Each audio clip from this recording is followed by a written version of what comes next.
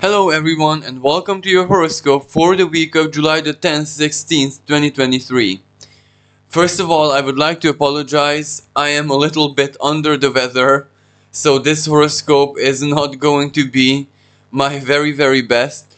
But this is also basically astrology playing out because it was yesterday when the transiting Uranus opposed to the degree my Saturn in the 8th house, so a medical house amongst many things. So yes, this is the with Uranus expect the unexpected. And that's what it kind of happened.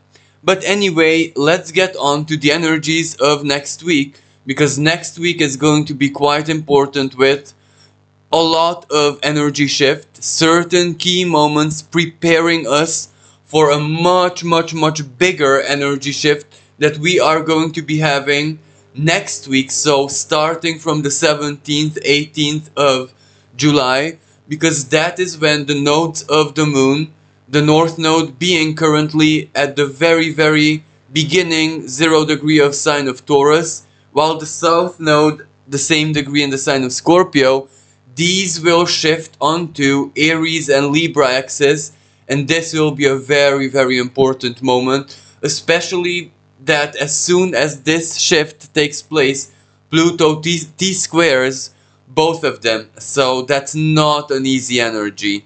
But of course, it is an energy which is very powerful and empowering if we, let's say, play our cards right. But I'll get to this in a future horoscope where I'll just keep this as a one-time subject, the shifts of the nodes into Aries and Libra axis.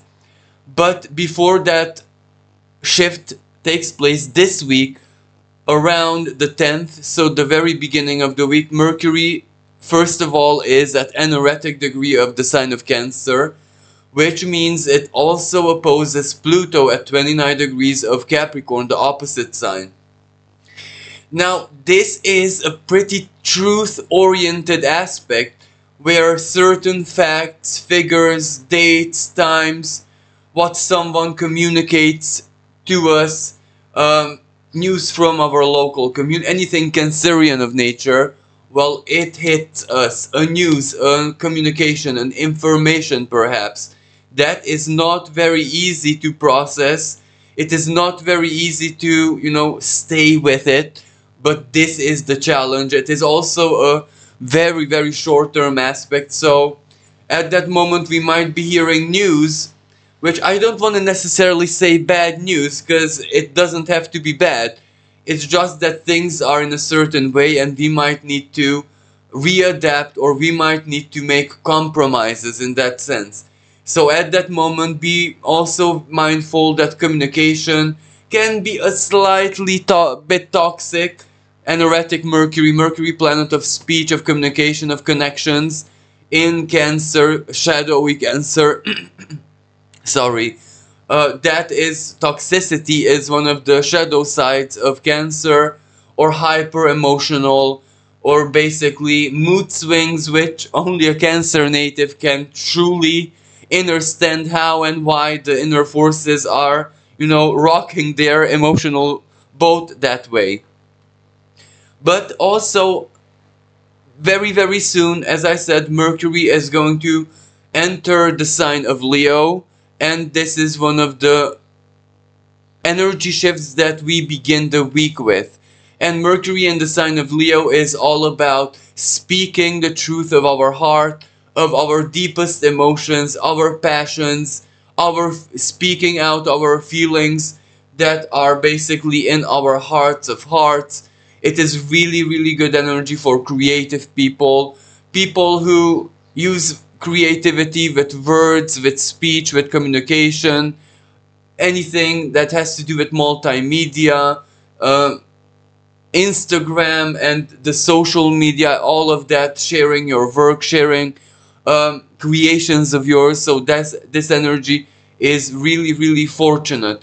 Even though Mercury, at the very end of the week, it is going to start holding a square with Jupiter, So, that is where we need to be disciplined. We need to stay focused. We must not allow Leo's excessive passion, determination, risk taking potential, and Jupiter's expansive qualities to get the better of us. For example, say things that we don't necessarily mean, and not necessarily in an aggressive way, but even make a promise that we don't really know processed sufficiently of what we are promising, what we are saying. And any with square with Mercury and Jupiter, that is where promises or what someone says might either be too good to be true, or we might take it a totally bad or inappropriate way. This Jupiter square Mercury at the very end of the week can also represent contracts, uh, legal cases advancing very, very quickly, where we don't really have time to, think it through very deeply. We need to either make a choice, a decision, um, that may be also legally binding, or how do we react to a court ruling, the change of legislation, law, etc., etc. And also Mercury in the sign of Leo, we might hear a lot of news, information, anything that mainstream media kind of shares about celebrities, the rich and famous, leaders, kings, etc. The usual symbolism of Leo. This aspect happens every single year, and when it happens, news hits, media about, people who classes, categories of people who I said earlier. Now, also at the very beginning of the week, there is a very powerful fated energy at play, because there is a Yod aspect, which is the finger of God. Two quincunxes pointing at a planet. Now, these quincunxes are not very exact, but they're still operational, where one set of quincunxes points to Venus, and Venus perfects her quincunx with Neptune at the very end of the week. But before Venus, it is Mars who is receiving the finger of God, where at the very beginning of the week, Pluto points to Mars in a quincunx, and Neptune also points to Mars when Mars is at anaretic Leo. And Mars in anaretic Leo is not an easy energy. This can be a violent, aggressive outburst of any kind. This can be a risk being taken, a moment of courage, a moment of outlash, a moment of standing up for what you believe in, what you feel deeply in your heart, but of course all of this collectively as well. And Mars is also conjunct the royal star, the fixed star Regulus. So it's about kings, it's about leaders, it's about politics, it's about the rich and famous and the powerful, Pluto. Something is, communicated to us, or something is revealed, something is forced upon us, why not? Externally, and how we react to it. And we must not forget that Venus, especially towards the end of the week, so 16th, also holds a trine. But actually all throughout the week she holds a trine with Eris, and at the beginning of the week she holds a square with Uranus. So that is a very volatile energy, financially speaking, value-wise, love-wise, feeling-wise. What truth is dished out? Or how do we react to something? Uranus. Uranus is Mercury's higher octave, so very many times Uranus's expression, manifestation, is also news, communication, information. For example, Uranus can very well be a scientific paper that is innovative, that is groundbreaking, that is, everything that you want it, and it reaches public news, and it does change a lot. It raises awareness about whatever the scientific research studied. So what I want to say here is that sometimes Uranus is just a truth, just a communication, just a revelation, an epiphany, or something that we should have been aware of that pops out surprisingly. And with Venus, this can have to do with love, with romance, with creativity, surprises coming from children, from the youth, from teenagers, from people who embody creational childlike energies. And this can also represent financial risk, or especially at the beginning of the week when Mars is anaretic, a fight in this sense. Fight for financial justice, financial equilibrium, fairness, and this fight, this flare up of whatever is gonna happen, well, this just prepares, sets the stage for the nodes of the moon entering into Libra and Aries axis, where it's a very, very, very individualistic energy based on the self, the needs of the self, the wants of the self, the realization of the self, the sovereignty of the self. And Pluto is challenging this. This is where we might feel everything that, as I said earlier, about the self that is important. But Pluto, where do we get the power? Where do we get the initiative? Where do we get the allies? Where do we get the money? Where do we get the influence to get there? You know, on our individual personal missions, our sovereignty, and whatever basically, as I said earlier, is incorporated by us, symbolizing the power of Aries. You know, it's in our heads, or it is the next milestone. It is a new project, a new something new needing to be born in our lives, a new beginning, a new job, a new career, but one that needs a risk. And this Pluto squaring the nodes of the moon is gonna stay with us for some weeks and months. So it's not gonna be especially at first glance, the shift of the nodes of the moon is not gonna be a very easy energy, neither individually, but individually this is where all of us have different power dynamics in our lives. So we can cope, we can manage by profound self-knowledge and value systems, of course, because what do we permit other people to project on us, and vice versa. All of those elements of self-knowledge will help us greatly in this, because it is where we can limit how much power another person, an institution, something external, something internal even, another person, a life partner, children, it doesn't matter who has on us, and how much power we is healthy to have on other people and institutions and something, because Pluto symbolizes the planet of Pluto symbolizes power, you know, and collectively speaking, this is where, without a doubt, it will highlight the misuse of power, the limitative strength of power, of laws, of legislation. It will highlight political corruption and what leaders have been doing with the economy, with money, people's treasures, and the treasures of the ancestors, so to speak. So this energy will be part of the deal, and Mars activates it very, very soon. Not just because of the quincunx, but as Mars enters into the sign of Virgo, well, Virgo is the sign of discrimination, of labels, of the truth seen through a very, very objective lens, where we can't make any compromises, in the sense that let us all be fair, let us all be equal, let us all be, you know, one. With Virgo, we can't really, because it doesn't make sense. We are not born equal. Pisces, the opposite sign of Virgo, is the energy which speaks about communion, which speaks about, for a sheer principle, for the sheer ideal, for the sheer, you know, spiritual take on the human spirit, we can pretend to be equal.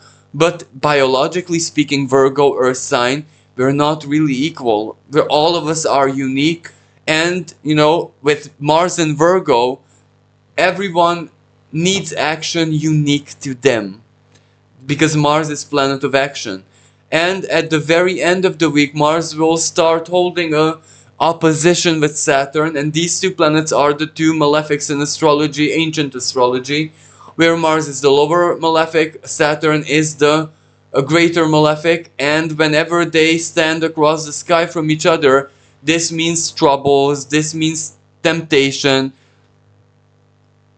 Exactly as I said earlier, Mars can bring on a lot of discrimination. But where the discrimination can be positive or it can be negative.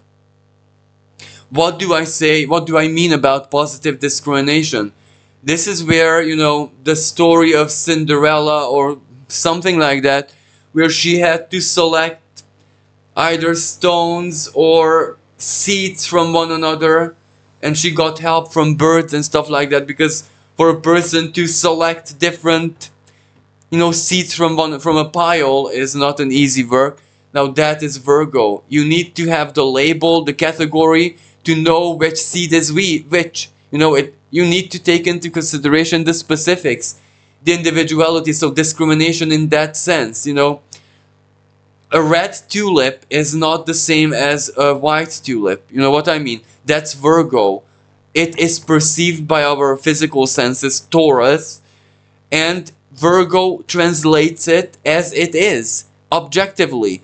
So, but Saturn in the sign of Pisces may be the opposite energy to this, an opposition, where for the sake of ideal, for the sake of principle, for the sake of the spirit of communion, we cannot discriminate, everyone's equal, let's pretend.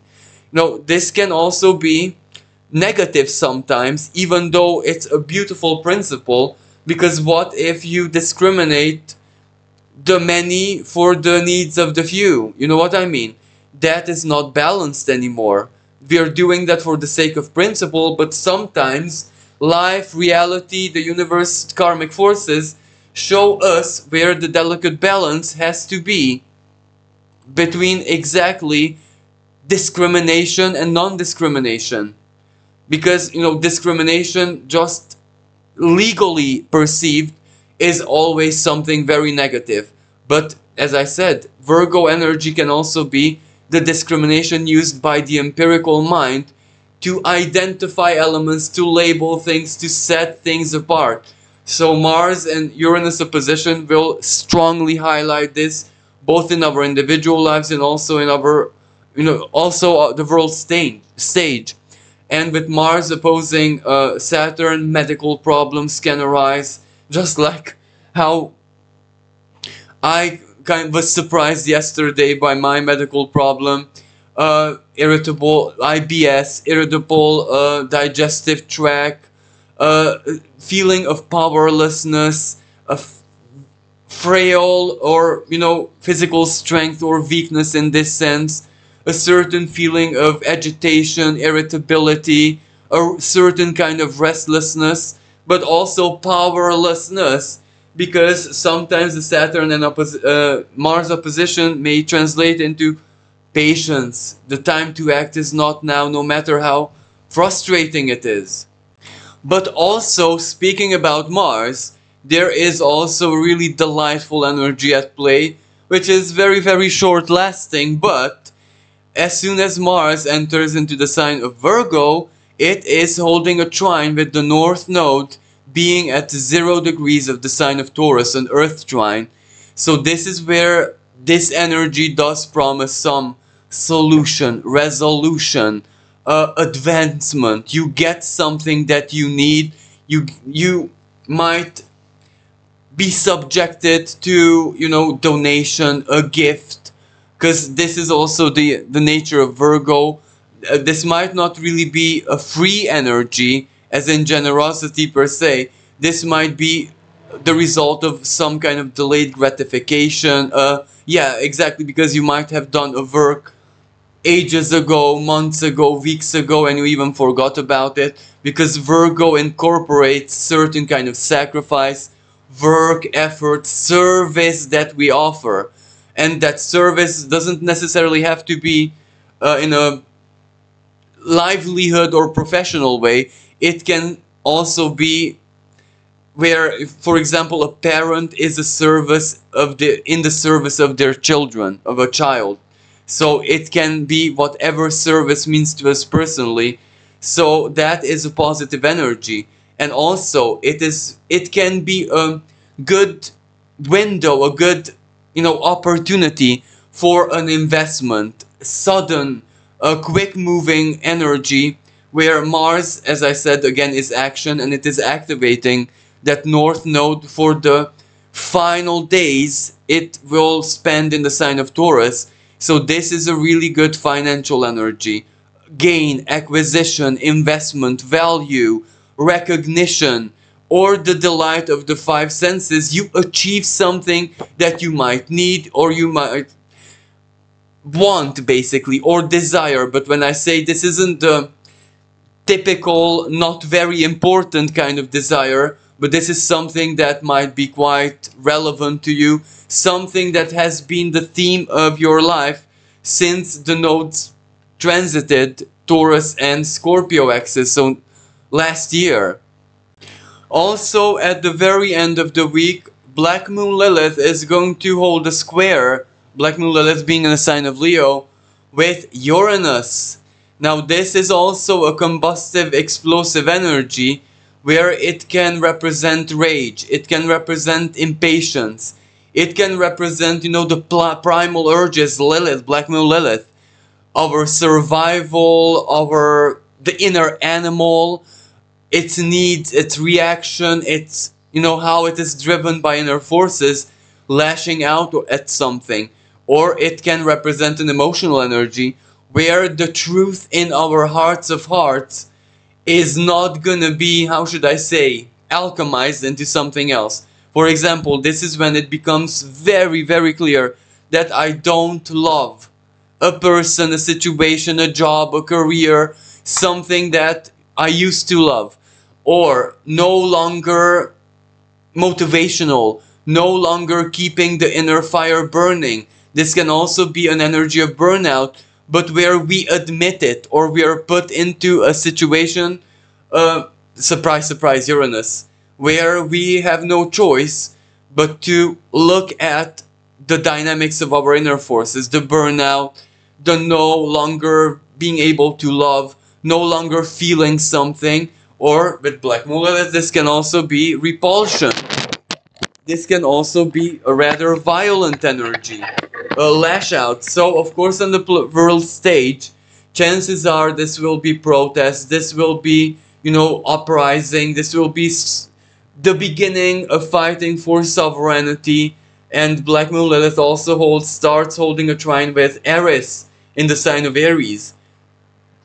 And speaking about Eris, as soon as the North Node enters into the sign of Aries, it will start holding a conjunction with Eris. So that's very, very rebellious energy. That energy is where it is all about the individual. It is all about the single component of the whole.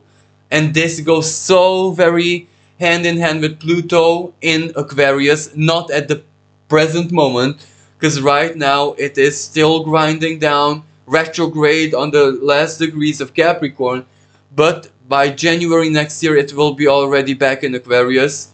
This is where the collective, the needs, the harmony, the interconnection existing in the collective can only be harmonious, can only reflect truth, can only reflect authenticity if the needs and ideals, principles, the well-being and the sovereignty of the individual, the basic component part of the collective, is also, you know, harmonious and reflective of the truth. It is so very simple, just that Pluto challenging this, well, we shall see how it plays out on the world stage, but the Pluto challenge might represent either a bit of patience.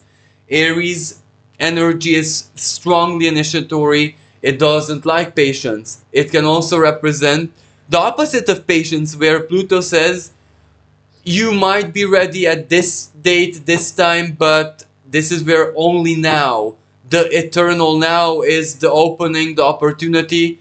If you don't act now, you'll miss it out. So this gets us out of our comfort zone much, much differently as when to Pluto opposed the nodes of the moon in Taurus and Scorpio, sorry, when Pluto T-squared the nodes of the moon in Taurus and Scorpio axis not so long ago, when Pluto entered into the sign of Aquarius.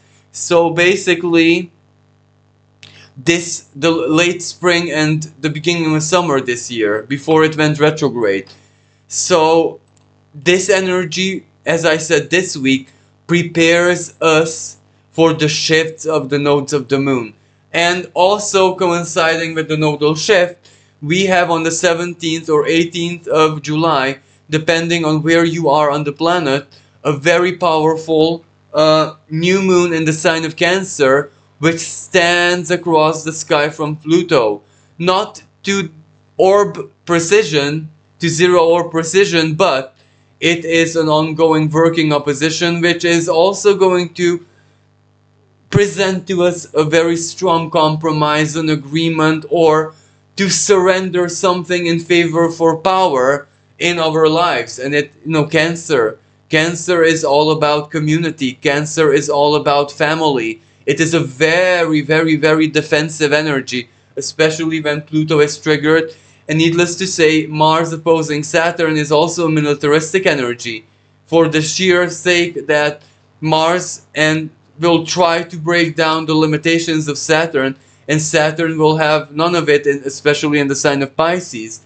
And also Saturn is getting near retrograding backwards in Pisces to the fixed star Fomalhaut.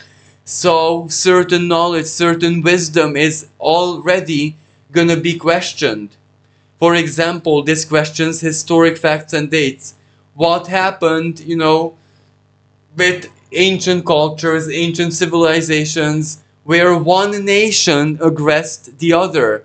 For example, where the Spanish conquistadors, and history or Wikipedia has the rest of the details, I don't want to bore you. Now, that didn't go very well, karmically speaking. So the people who were heavily aggressed, of course, are going to remember, or the Native Americans. And, here in Europe, every single nation has another nation neighboring, where they were conflicts, where they were history. For example, Hungarians and Croatians, Hungary and Croatia, there has been a lot of karmic. Now, I'm not sure which word to use, not to be offensive or not to get into history and politics, but karmic aggression from one nation to the other. Or in my country, sometimes there is ethnical tension between Romanians and Hungarians, and many times between Romanian and Hungarians put into one place and Romanese. So this kind of energy will be heavily activated. What certain nations have done, where's the forgiveness to this, and everything religious as well. The religious part is going to be highlighted, and it's going to be subject to great, controversy and further discussions.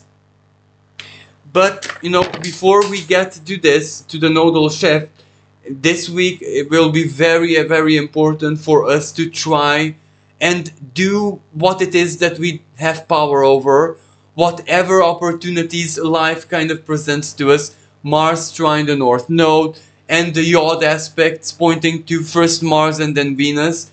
All of those energies represent that fate brings something to the table, and we need to react to it. We need to integrate it. We need to see the truth that life offers us this week, because chances are, whatever we do in the next 18 months, the nodes of the moon shifting are going to be set up by the subtle energies that are going to play out this week. So thank you everyone for listening. Thank you for all the love and support. If you'd like to support my channel, you can donate in the PayPal link in the description below. And I'll get back with a special recording, both with the new moon in Cancer and also the shift of the nodal axis. Thank you again. Until next time, bye for now.